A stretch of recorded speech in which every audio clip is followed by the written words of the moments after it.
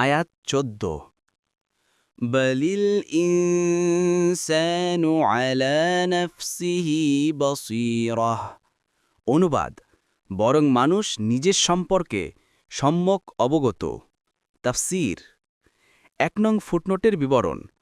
আয়াতে বসীরাহ শব্দটির অর্থ যদি চক্ষুষ্মান ধরা হয়, তখন আয়াতের অর্থ এই যে, যদিও ন্যায় বিচারের বিধি অনুযায়ী মানুষকে তার প্রত্যেকটি কর্ম সম্পর্কে হাসরের মাঠে অবহিত করা হবে, কিন্তু প্রকৃত পক্ষে এর প্রয়োজন নেই।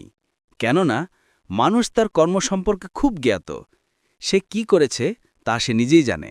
তাই আখেরাতের আদালতে হাজির করার সময় প্রত্যেক কাফের, মুনাফেক, পাপী এবং অপরাধী নিজেই বুঝতে পারবে যে সে কি কাজ করে এসেছে এবং কোন অবস্থায় নিজ প্রভুর সামনে দাঁড়িয়ে আছে, সে যতই অস্বীকার করুক বা ওজর পেশ করুক।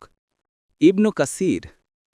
এছাড়া হাসরের মাঠে প্রত্যেকে তার সৎকর্ম চক্ষুষ দেখতেও পাবে। অন্য আয়াতে আছে ওয়াওয়াজাদু মা আমিলু হাদিরা, অর্থাৎ দুনিয়াতে মানুষ যা করেছে তাকে হাসরের মাঠে উপস্থিত পাবে। সূরা আল কাহাফ ৪৯। সুতরাং তারা তা সচক্ষে প্রত্যক্ষ করবে। এখানে মানুষকে নিজের সম্পর্কে চক্ষুষ্মান বলার অর্থ তাই। পক্ষান্তরে যদি বাসীরা শব্দের অর্থ হয় প্রমাণ, তখন আয়াতের অর্থ হবে এই যে, মানুষ নিজেই নিজের সম্পর্কে প্রমাণস্বরূপ হবে। সে অস্বীকার করলেও তার অঙ্গপ্রত্যঙ্গ স্বীকার করবে। দেখুন কুরতুবী।